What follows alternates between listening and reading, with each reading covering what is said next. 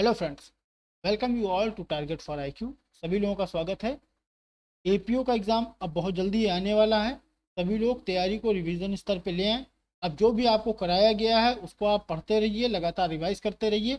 और ये जो सीरीज़ चल रही है जिसमें आईपीसी और एविडेंस सीआरपीसी के कुछ इंपॉर्टेंट क्वेश्चन को कवर किया जा रहा है, इसको आप लगातार रिवाइज करते रहिए। ये बहुत हेल्पफुल सीरीज़ रहेगी। साथ ही साथ 2-3 दिन के अंदर आपको प्रीवियस ईयर क्वेश्चन के जो विधि के क्वेश्चन हर साल के आए हुए हैं उन 100 क्वेश्चन का रैपिड फायर 100 क्वेश्चन की पूरी सीरीज आपको मिलना शुरू हो जाएगी। इससे आप प्रीवियस ईयर क्वेश्चन के पूरी सीरीज को भी कवर कर सकते हैं। ये अत्यंत बेनिफिशियल रहेगी आपकी एपीओ एग्जाम के लिए। तो आज हम लोगों के साक्ष्य अधिनियम, भारतीय साक्ष्य अधिनियम के कुछ महत्वपूर्ण क्वेश्चन को हम लोग कवर करेंगे। तो आइए शुरू करते हैं। पहला क्वेश्चन पूछा है, निम्नलिखित को सुमेलित करना है और कूट की सहायता से आपको सही उत्तर का चयन करना है। पहली सूची में भारतीय साक्ष्य अधिनियम के कुछ धाराएं दी गई हैं और दूसरी सूची में उनके विस्तार के बारे में बताया गया है। तो आपको मैच करके सही आंसर बताना है। तो देखिए, पहला क्या है, धारा 7। धारा 7 दिया है सुसंगत तत्वों के हेतुक। अब इसमें आप कंफ्यूज मत होइएगा, हेतु अलग है और हेतुक अलग है। अगला है धारा 8। धारा 8 में दिया है सुसंगत तथ्यों का हेतु।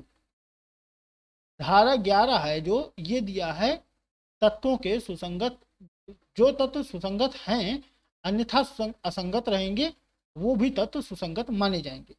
और धारा 14 में क्या है, ये शरीर की किसी दशा को दर्शित करने वाले तत्व। थोड़ा हम लोग इसको डिटेल में देखते हैं। देखिए, धारा 7 में उन तत्वों को सुसंगत माना गया है जो विवादक तत्वों के प्रसंग, हेतुक या परिणाम है। प्रसंग हेतुक, ध्यान रखिएगा, हेतु नहीं है, प्रसंग हेतुक और परिणाम है। धारा 8 के अनुसार क्या है, हेतु तैयारी पूर्व या पश्चात का आचरण। धारा 8 में हेतु दिया हुआ है, हेतु तैयारी या पूर्व या पश्चात का आचरण। ऐसे ही धारा 11 में दिया है वे तत्व जो अन्यथा सुसंगत नहीं है कब सुसंगत होंगे। जो प्ले ऑफ एलबी का रूल है ये यहाँ पे दिया गया है। और धारा 14 में दिया गया है कि मन या शरीर की दशा को या शारीरिक संवेदना को के अस्तित्व को दर्शाने वाले तत्व सुसंगत होंगे। ठीक है, तो इसका सही आंसर होगा ऑप्शन बी। नेक्स्ट क्वेश्चन देखते हैं।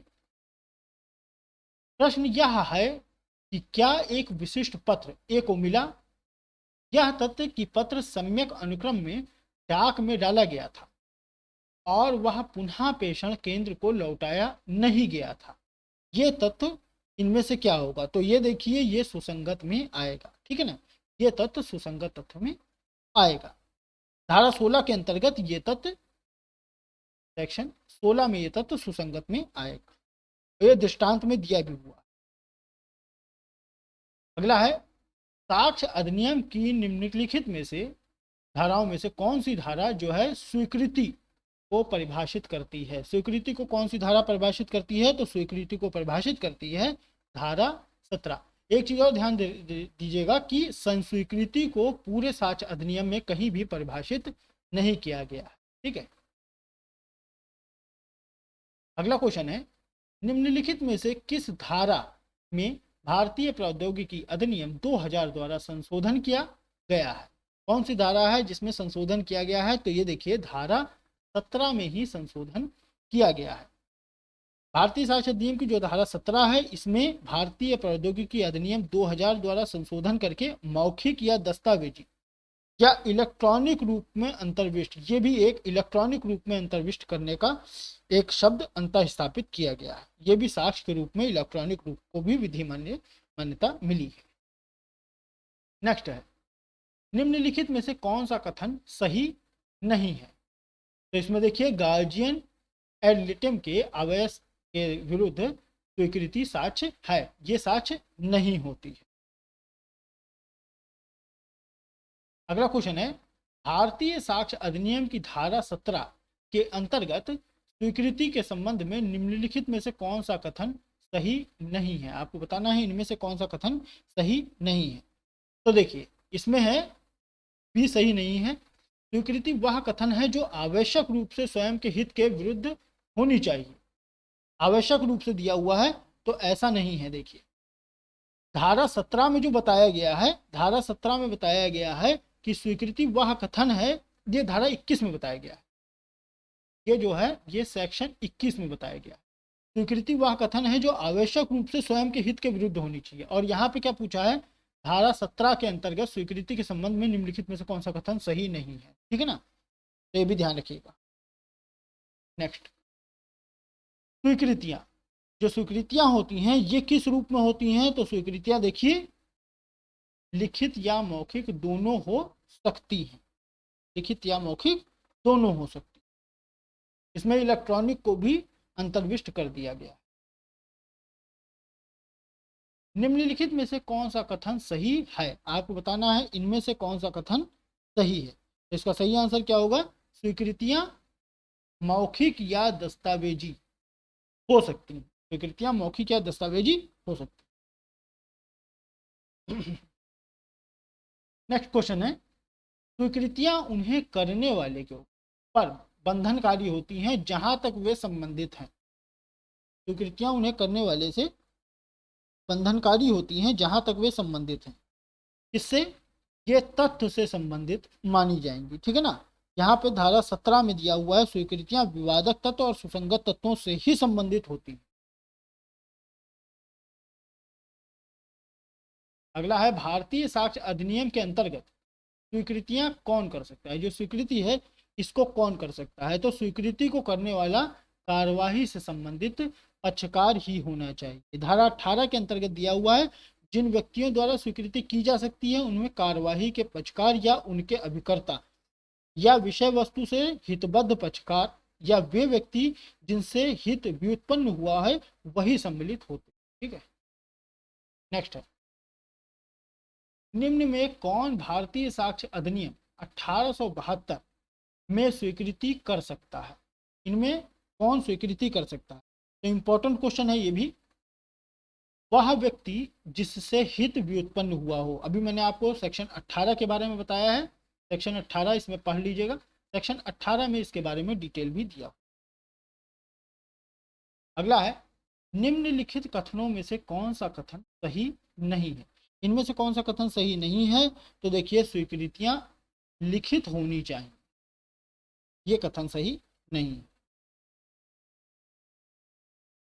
एक पक्षकार द्वारा की गई स्वीकृति इसके विरुद्ध साक्ष्य होता है, ये क्या है, इसका सही आंसर होगा दोस्तों संपदा में संसर्गी, संपदा में संसर्गी। और इसको आप देख लीजिएगा सेक्शन 18, सेक्शन 18 में दिया हुआ है, क्या दिया है, सेक्शन 18 में कार्यवाही के पक्षकार द्वारा स्वीकृति का प्रावधान वर्णित किया गया है। विषय वस्तु में हितबद्ध पक्षकार द्वारा किया गया कथन जो है ये स्वीकृति है, जिसका कार्यवाही की विषय वस्तु में कोई भी सांपातिक या धन संबंधी हित होता है, जो इस प्रकार हितबद्ध व्यक्तियों की हैसियत से वे कथन करते हैं। एक पक्षकार द्वारा की गई स्वीकृति इसके विरुद्ध साक्ष्य होता है, ये संपदा में संसर्गी होता है। अगला क्वेश्चन है, प्रिवी काउंसिल द्वारा संस्वीकृति की परिभाषा दी गई थी, प्रिवी काउंसिल द्वारा जो संस्वीकृति की परिभाषा दी गई थी ये किसमें दी गई थी, बहुत इंपॉर्टेंट केस है, काकला नारायण स्वामी बनाम एम्परर, इसका केस है 1939 का केस है। और इसमें एक और चीज आप देख लीजिए, लॉर्ड एटकिन के द्वारा की परिभाषा दी गई थी, अगर कभी पूछ ले तो। नेक्स्ट क्वेश्चन है, निम्न चार में से कौन सा कथन सही है, आपको बताना है इनमें से कौन सा कथन सही है। तो देखिए स्वीकृतियों के अंतर्गत वे कथन आते हैं जो ऐसे व्यक्तियों के होते हैं जिनकी स्थिति किसी वाद में पक्षकार के विरुद्ध सिद्ध की जानी चाहिए, ये धारा 19 में इसका प्रावधान किया गया है, धारा 19।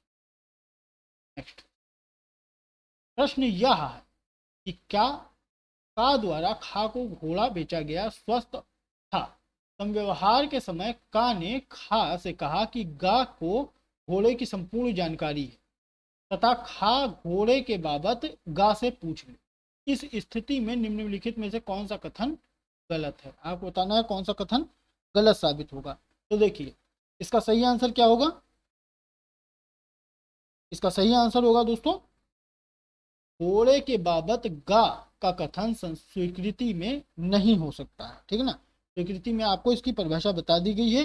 ये साक्ष्य अधिनियम सेक्शन 20 में इसमें दृष्टांत भी दिया गया है। सामान्य नियम यह है कि स्वीकृतिकर्ता के विरुद्ध साबित की जाती है। साक्ष्य अधिनियम के निम्न उपबंधों में से कौन सा उपरोक्त नियम का अपवाद बताता है? इंपॉर्टेंट क्वेश्चन है ये भी कि कौन सा इनमें से उपरोक्त नियम का अपवाद है। तो इसका है अपवाद है धारा 21। धारा 21 में 3 पॉइंट बताए गए हैं, जिसमें मृत्युकालिक कथन है, और दूसरा है कि कथनकर्ता जो है ये मन या शारीरिक संवेदना को दर्शाने वाले कथन जो होते हैं, और तीसरा जो है ये स्वीकृति अपने कथनकर्ता के द्वारा साबित की जा सकेगी यदि स्वीकृति के रूप में वो तत्व जो अन्यथा संगत नहीं है सुसंगत हो जाता। ठीक है ना। तो ये 3 चीजें दी गई हैं धारा 21 में। नेक्स्ट, एक व्यक्ति अपना स्वीकृति गठित करने वाला स्वयं का कथन कब साबित कर सकता है, या उसकी ओर से ऐसे कथन को कब साबित किया जा सकता है? तो अभी मैंने आपको बताया इसका सही आंसर होगा जब वह मृत्युकालिक कथन के रूप में संगत है तब। नेक्स्ट क्वेश्चन है, का और खा के बीच प्रश्न यह है कि अमुक विलेख कूट रचित है या नहीं। अब का प्रतिज्ञात करता है कि वह असली है, खा प्रतिज्ञात करता है कि वह कूट रचित। मैं आपको बताना है कि ये कौन सा इसमें क्वेश्चन सही होगा, ऑप्शन कौन सा सही होगा। तो देखिए इसका सही आंसर होगा ऑप्शन ए। खा का कोई कथन विलेख असली है ये का साबित करेगा, क्योंकि वो बोल रहा है कि ये असली है, और का कोई कथन कूट रचित है ये खा साबित करेगा, क्योंकि खा बोल रहा है कि वो कूट रचित। ठीक है। नेक्स्ट, और ये जो है ये बेसिकली सेक्शन 21 पे ही आधारित है। ठीक है ना।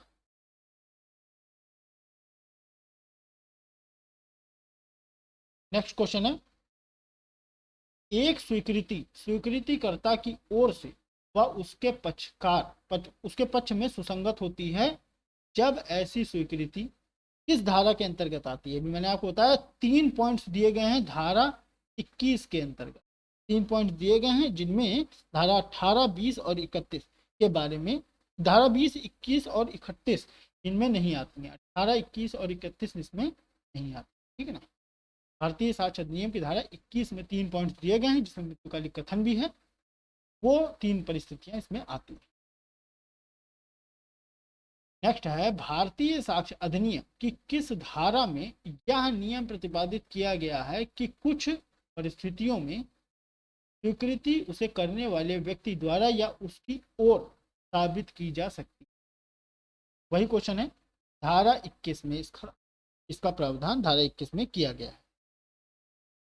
नेक्स्ट है, किसी दस्तावेज की अंतर्वस्तु के बारे में मौखिक स्वीकृतियां सुसंगत होती हैं जब किसी दस्तावेज के अंतर्वस्तु के बारे में मौखिक स्वीकृतियां जो हैं सुसंगत होंगी। कब सुसंगत होंगी? तो ये सुसंगत होंगी इन्हें साबित करने की प्रस्थापना करने वाला पक्षकार या दर्शित कर दे कि ऐसे दस्तावेज की अंतर्वस्तु का द्वितीयक साक्ष्य देने का वह हकदार है। धारा 22 सेक्शन 22 संबंधित है।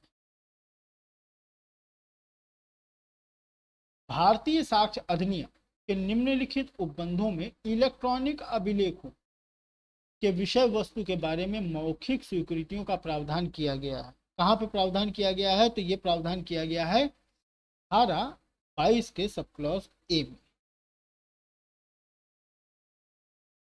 अगला है, भारतीय साक्ष्य अधिनियम 1872 की कौन सी धारा केवल सिविल मामलों से संबंधित है? ये बहुत इंपॉर्टेंट क्वेश्चन है और कई बार रिपीट हो चुका है। कौन सी ऐसी धारा है जो सिर्फ सिविल मामलों से संबंधित? तो ये है धारा 23। धारा 23 में जो है ये सिविल मामलों में स्वीकृतियां कब सुसंगत होती हैं इससे संबंधित है। जबकि धारा 27 जो है ये अभियुक्त से प्राप्त जानकारी में से कितनी साबित की जा सकेगी इससे संबंधित है। धारा 53 जो है ये दांडिक कार्रवाइयों में अच्छे सील की सुसंगतता के बारे में बताती है, और धारा 133 सह अपराधी के बारे में उपबंध करती है। नेक्स्ट है भारतीय साक्ष्य अधिनियम। भारतीय साक्ष्य अधिनियम में कौन सी धारा आपराधिक मामलों से संबंधित नहीं है? वही क्वेश्चन सेम रिपीट है, बस यहाँ पे पूछ लिया है आपराधिक मामलों से संबंधित नहीं है, वहां पूछ लिया है सिविल मामलों से। दोनों क्वेश्चन इसी तरीके से पूछे जा सकते हैं। तो ये है धारा 23। धारा 23 में इसका प्रावधान किया गया है, बाकी सारी धाराएं मैंने आपको बता दी। तो ये आज के हम लोगों के कुछ इंपॉर्टेंट क्वेश्चन थे। अब हम लोग साथ ही साथ एक 100 क्वेश्चन की लगातार सुपरफास्ट सीरीज भी लेके आ रहे हैं, जिसमें प्रीवियस ईयर विधिक पार्ट के सारे क्वेश्चन को कवर किया जाएगा। मेरे साथ जुड़ने के लिए सभी लोगों का बहुत बहुत धन्यवाद। ये सीरीज आपको अच्छी लग रही है, जल्द लाइक कीजिए, अपने दोस्तों में, अपने हित व्यवहारियों में शेयर कीजिए। जो भी आपके कमेंट हों, जो भी आपके क्वेरीज हों, वो आप कमेंट बॉक्स में पूछ सकते हैं। मेरे साथ जुड़ने के लिए सभी लोगों का बहुत बहुत धन्यवाद। मिलते हैं नेक्स्ट वीडियो में, तब तक के लिए टेक केयर, बाय बाय।